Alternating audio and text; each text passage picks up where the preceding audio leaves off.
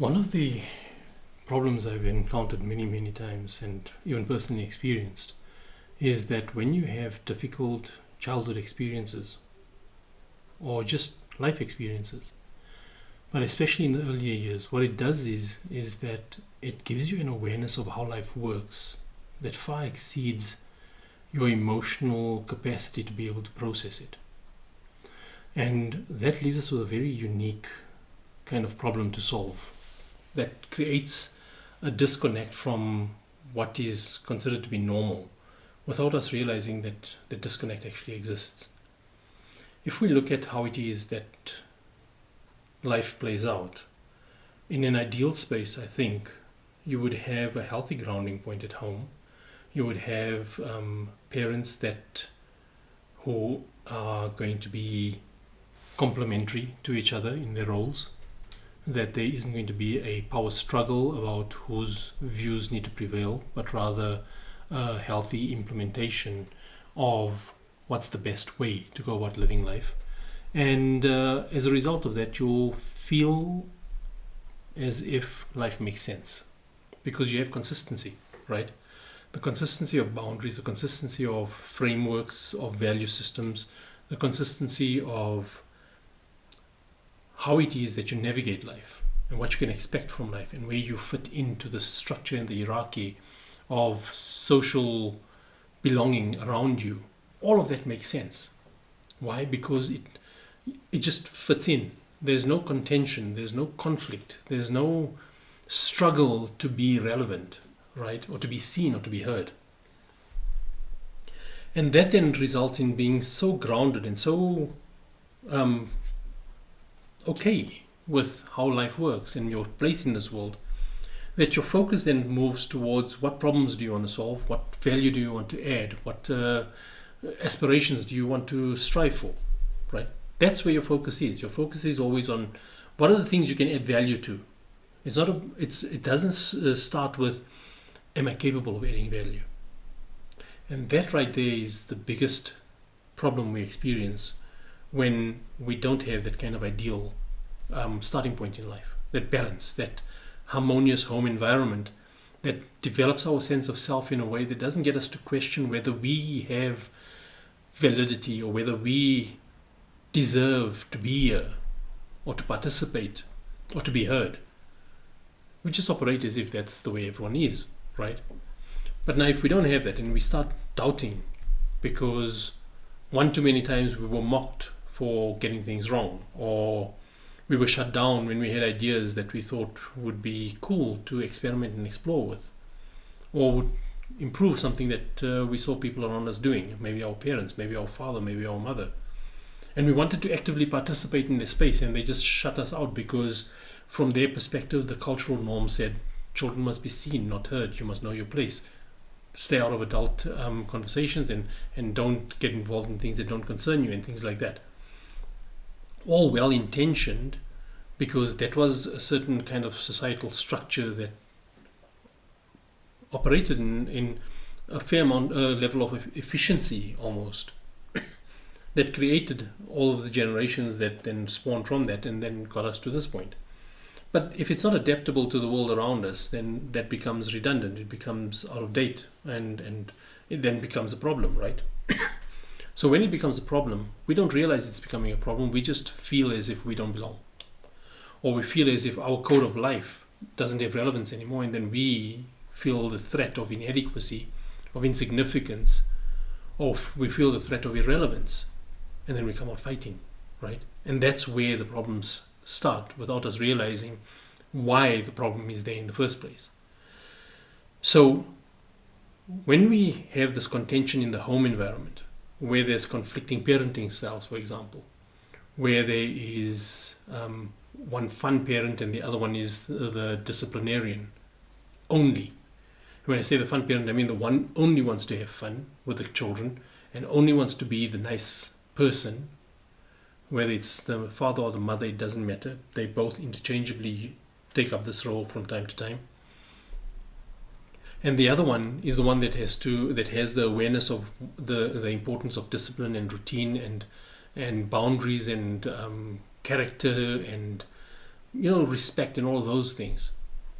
So that then creates a conflict for the child, right? And that conflict is what we see playing out in what everyone jumps on the bandwagon about these days, which is ADHD. And everyone then believes that we have problems with focus and we have problems with being on the spectrum and all of these things, purely because we don't have a healthy grounding point that is consistent with the lived reality around us. So if we don't know how to operate in that space, but we need to operate in that space because that's our core need. Our core need is to be significant to the people who are significant to us, right? Shape that any way you want to, reword it any way you want to. It comes down to the same thing. That if people matter to us, but we don't matter to them, that is the source of all our problems, right? So when we get to that point and we need to matter, but the way we are naturally, our natural, instinctive kind of inherent character and personality type and all of that just doesn't gel with people around us. It just doesn't get the kind of reactions that we want or the kind of validation that we're looking for, the acceptance or the interaction or participation that we want. When it doesn't happen, that then leads to all sorts of problems about us questioning what their motives are, how they feel about us, what they think of us, or how it is that we might not be good enough for them, or what do we need to change about ourselves so that we can be more acceptable or socially acceptable, whatever the case is. And that's because we don't understand why it is that those early childhood experiences shaped our perspective of life.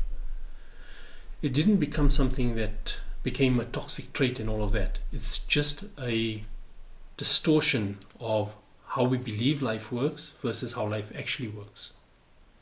And if we start understanding that contention, that difference, it makes it a lot easier to be able to reconcile why it is that we feel this way or why we're having difficulty with something, and then we know which problem to solve. We know what it is that we need to focus on.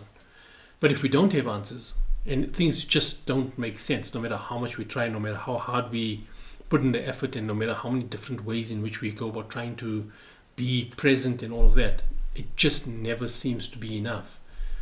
That then leaves us struggling. And that struggle is what leaves us with things like depression and anxiety or narcissistic personality disorders and all sorts of things, because we're fighting for survival. We're fighting out of the fear of becoming invisible. No one wants to be invisible. You can treat someone badly and it won't be as bad as treating them as if they don't exist. Because if you're treating someone badly, they've still got something to work with. And I'm not saying you must go and treat people badly. What I'm saying is that there's a greater impact on who we are and how we feel about ourselves and our place in this world with the people around us, relative to whether they treat us badly or do they treat us like we are inconsequential. If you're inconsequential, that's far more detrimental, because you're supposed to be consequential. You're supposed to be of significance to the people that are significant to you, especially blood ties, right? Your kin, your siblings and your parents, especially.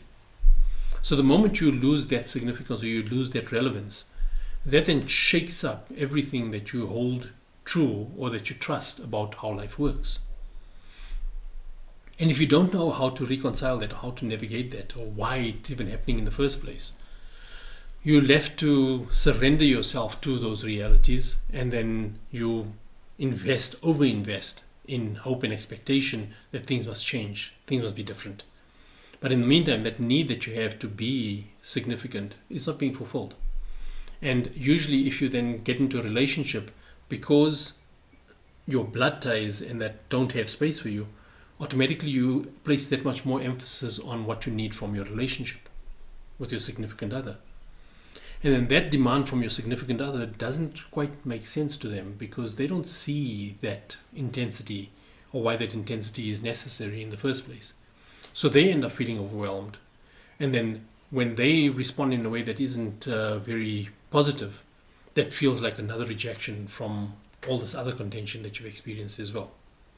So, to simplify it, what I'm saying is that in my experience with working with people throughout the years, not just since I took on this coaching thing full time in 2018, but long before that, for the 20 years before that at least, working with people, this has always been true, is that those who come from a home where there's a lot of harmony, social integration, a lot of support and acceptance and understanding, that nucleus family, they don't go through life wondering whether they're good enough or not. They go through life looking for what's the next big problem they can solve. The ones who come from an environment where that isn't true, where there's a lot of contention, a lot of conflict, or even just absence, they struggle to figure out where do they fit in, what do people think of them, before what do people think about what they want to do, right? And that's what causes a lot of problems in life, is that we become so focused on what if they reject my idea that we don't focus enough on ensuring that our idea has merit. And then we need our ideas and our positions and our opinions and things to be accepted because we see there as an acceptance of us.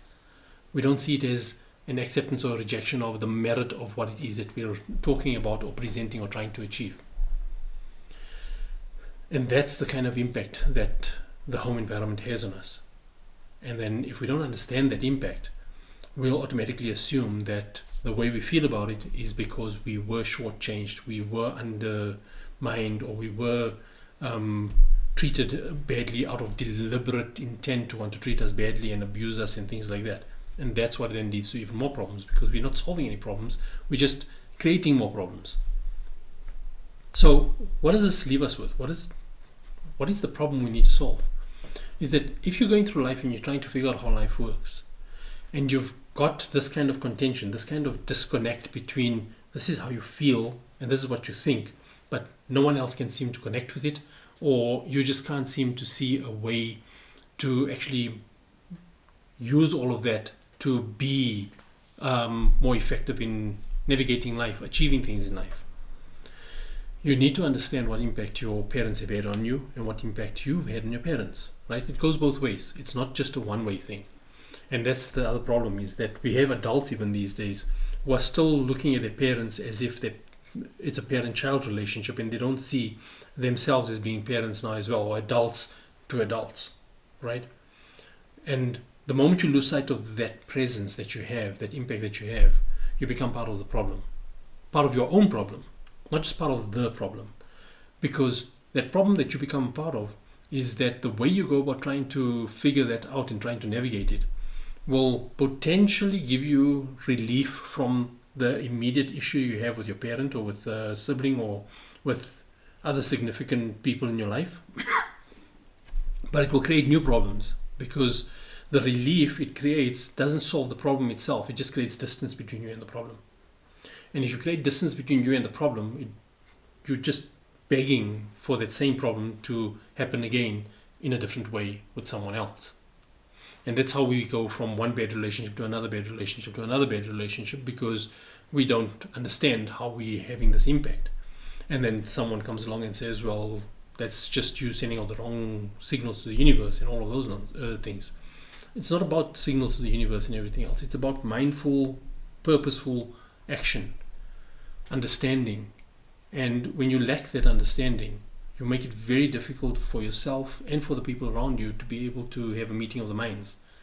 And that just makes it even more difficult to then try to solve problems together, especially when it comes to relationships, because relationships are supposed to be about solving problems together so that you can create something amazing together, right? That's what it's about. It's not about you don't make problems for me and I don't make problems for you and then we'll be happy.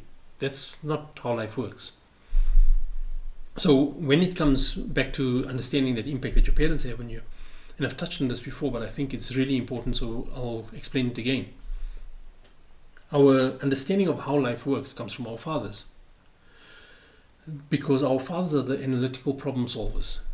At least they're supposed to be, right? So as a man, if you're not being that, if you're not embracing problems and solving them and finding practical solutions and pushing through those kind of understandings and connecting the dots in that, then not only are you undermining your own nature and what you need to feel accomplished and fulfilled, but you're also not showing up for the people around you the way you need to, because that's what our nature has driven us to. It drives us towards wanting to solve problems. So if you want to frustrate a man, you can ask them to solve the same problem repeatedly. And you'll see the bad side of them quite quickly, because that feels like an undermining of their contribution.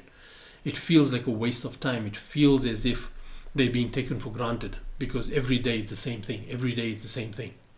And that's what will then get a man to behave in a way that is untoward, right? So the way that then plays out in how it is that a man will feel appreciated and respected is that the problems that they solve for you, if that's not appreciated, then they don't feel appreciated. And the kind of problems that they might protect you from also, if that effort is not appreciated for the problem that they're protecting you from, you can acknowledge their feelings all you want. It's not going to change the fact that they feel as if it doesn't matter because what I do doesn't count for anything. So the other side of that, so that's how we learn how life works from our fathers, because when we understand how life works, we feel a lot more comfortable to be able to make ourselves available and insert ourselves into spaces, because we're comfortable that we'll be able to navigate the problems that might come up in those spaces. Think about it, right? Just before I move off this part of the discussion. We avoid situations and we avoid relationships and scenarios where we're not comfortable that we'll be able to navigate it in a way that is not going to make us look stupid or make us look incompetent or something along those lines, right? So if we run the chance of, or we run the risk of being incompetent or coming across incorrectly or not being accepted or not being appreciated or respected, then we'll generally want to avoid those spaces. And that's because we don't know how to navigate that scenario or that setting. The other side of it is what we get from our mothers. From our mothers, we get that grounding point. We get that sense that we have a tribe who has our back and we understand how people work. So our mothers establish our value system, our moral code, our grounding point about how to treat others, not how to solve problems. And that grounding point then completes us, right? It gives us a healthy sense of self, because now we're not only competent about wanting to solve practical problems that face us in the various roles that we play through life, but we're also comfortable that we'll be able to deal with people impacted by those problems in a way that makes it easy for us to have a meeting of the minds, make them feel supported, collaborate with them towards a common goal, all of those sorts of things, because we'll understand how people work. We'll understand how to navigate and interpret emotional expression and emotional sensitivities and all of those sorts of things. So when you have those two things together, a healthy understanding of how people work and a healthy understanding of how life works, then your focus is on growth. Your focus is on how do you leave your mark? How do you improve things? It's not on how do I secure my relevance or my significance? How do I get people to respect me? And that's the fundamental difference between growing up in an environment that is harmonious and well-grounded in a consistent belief system versus growing up in an environment where there's conflict and stress and strain and absence and distortion of reality and all of those sorts of things.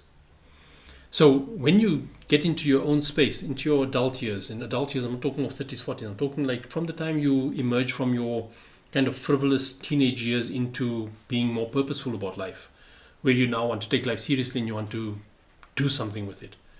From the time you get into that space, you need to understand what this has done to your perspective.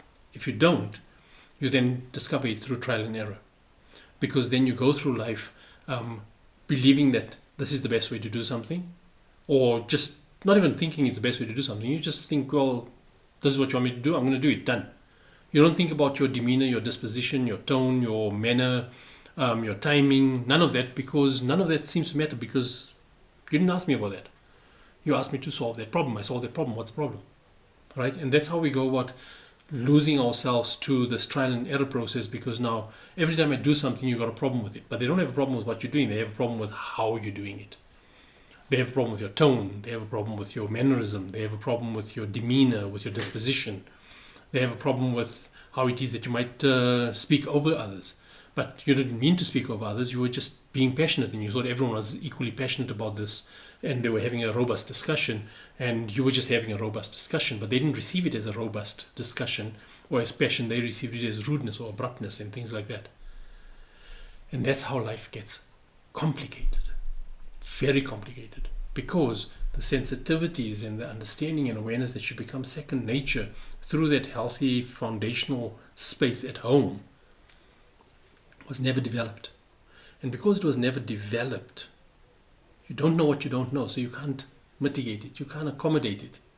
You can't go through interactions in life and relationships and things where you become aware of how it is that you're showing up and what impact it has on the next person.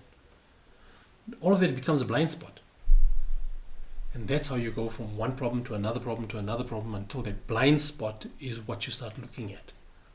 It's like, and I call it a blind spot for good reason, because think of it this way, right? If you're driving down the road and you're not aware of the fact that your car has a blind spot, because you can see from your rearview mirror, you can see from your side mirror, but between that two perspectives, there's another area of proximity right alongside your car that you can't see unless you turn to look there, or unless you have a mirror that actually reveals that, right?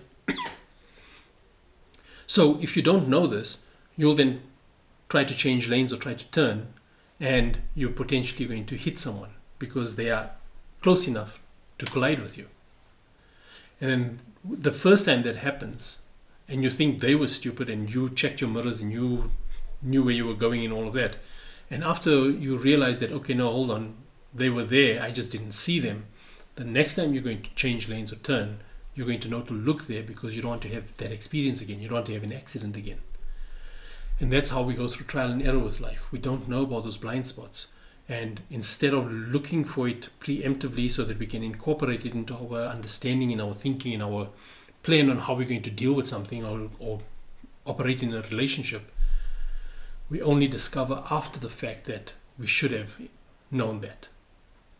And if our partners and the people around us don't realize that we have these blind spots, they'll automatically assume that it's through deliberate intention, that we are so insensitive or so abrasive or so impatient or so disrespectful, because they assume that we're doing that by intent.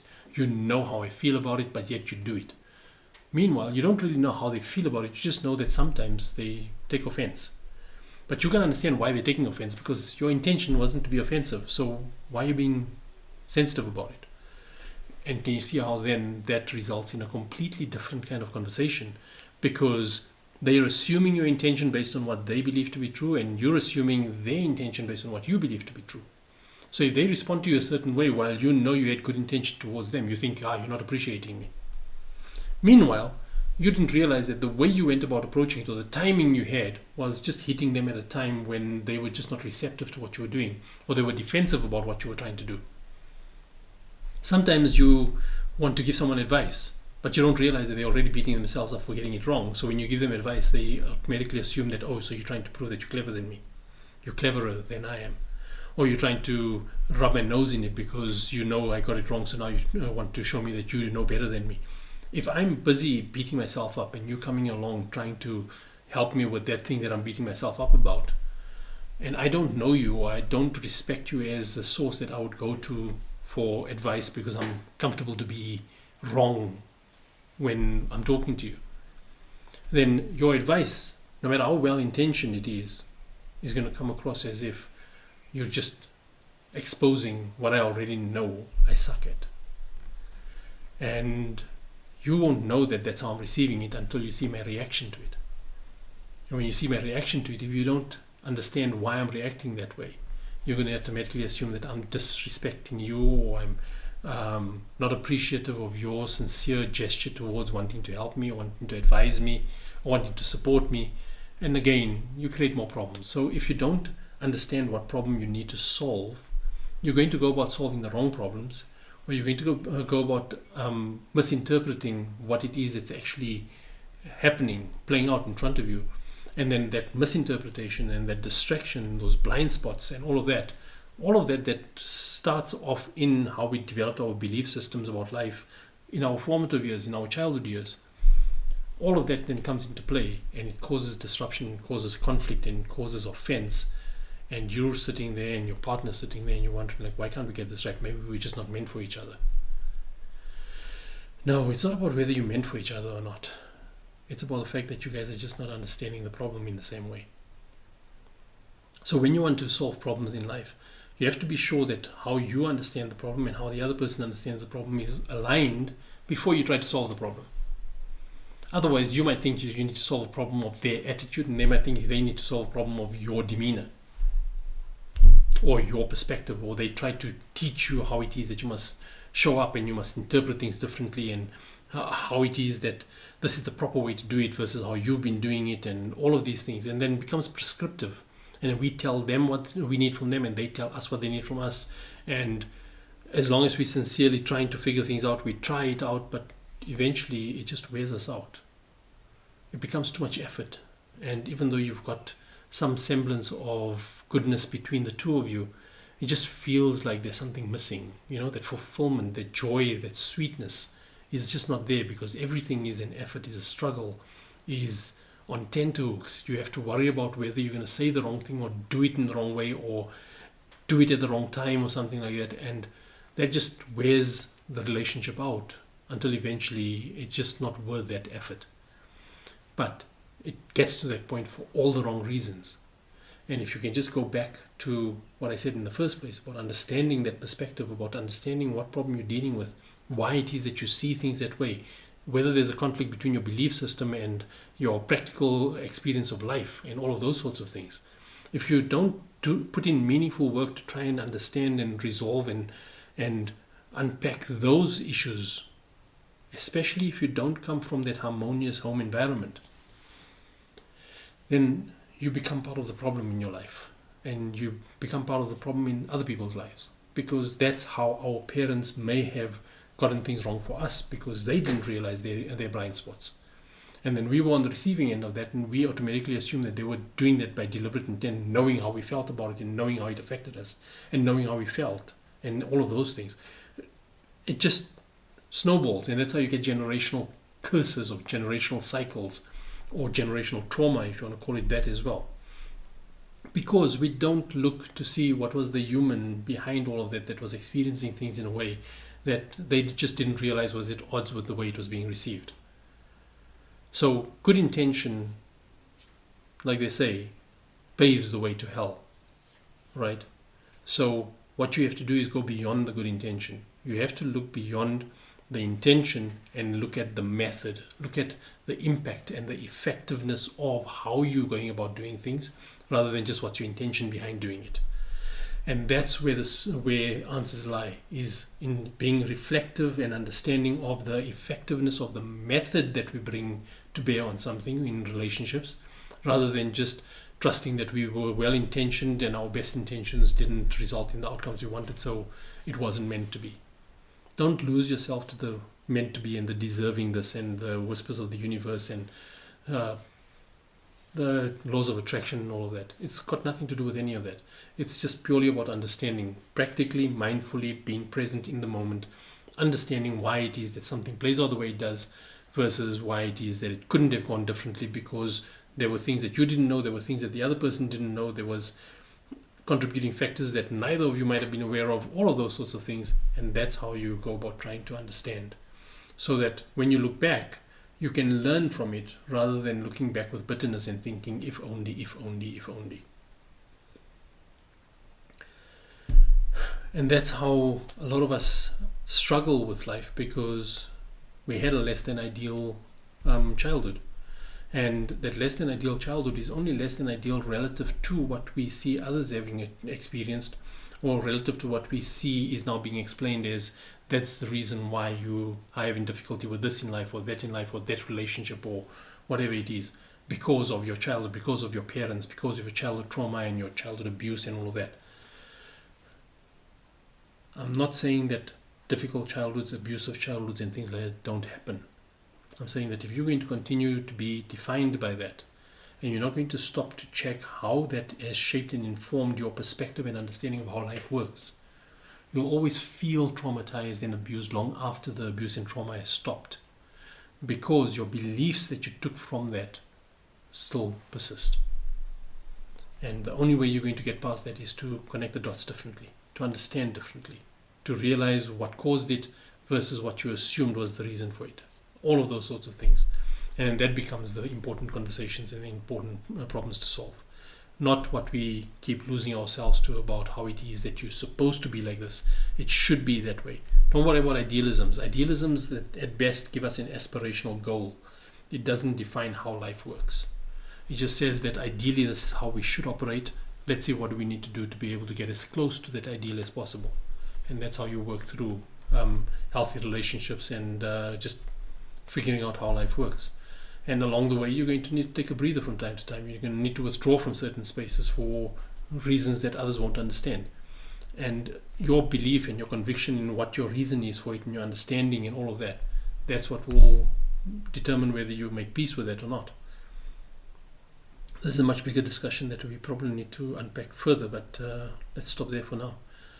And let me know what you think. And as always, I'm keen to hear whether you agree, disagree, or you think I'm just on a path to some incorrect destination or whatever it is. And let's have more conversations about this, because I don't think we have enough conversations. There's too much monologues, and this is also feeling like a monologue, but I'm hoping that we can start up some conversations in the comments, in even having lives soon on the social media platforms that I'm on, so that we can encourage more active engagement about this rather than just more theory. I'm Zaid Ismail. Take care.